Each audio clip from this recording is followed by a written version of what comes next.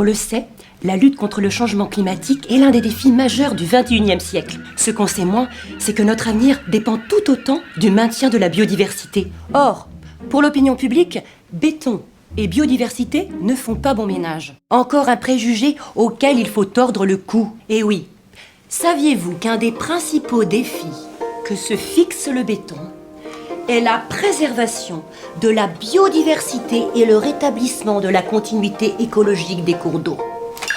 La continuité écologique des cours d'eau, c'est quoi? Le cours d'eau est un milieu vivant dans lequel se déplacent des espèces aquatiques pour se nourrir, se reproduire. Malheureusement, la circulation de ces espèces est souvent entravée par des obstacles.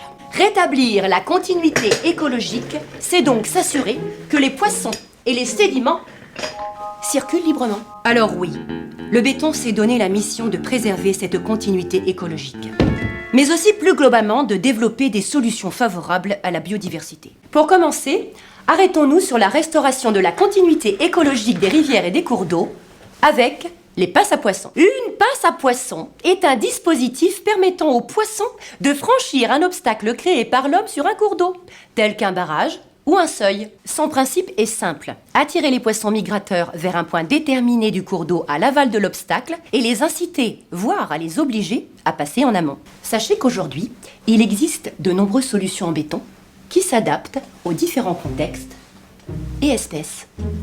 La géométrie des parcours est étudiée pour s'adapter à toutes les espèces de poissons, y compris les anguilles qui ne nagent pas mais rampent.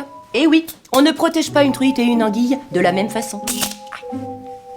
Pour se déplacer, l'anguille procède soit grâce au courant, soit par reptation. Les passes à anguilles se composent donc d'une rampe, où elles progressent en rampant, et d'un bassin amont en marge du courant, pour éviter qu'elles ne soient entraînées vers l'aval une fois parvenues en haut de la rampe.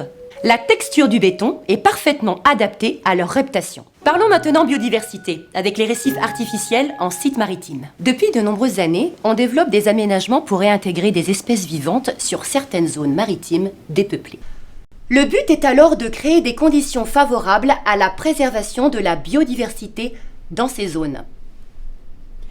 C'est avec cet objectif en ligne de mire qu'ont été confectionnés les récifs artificiels.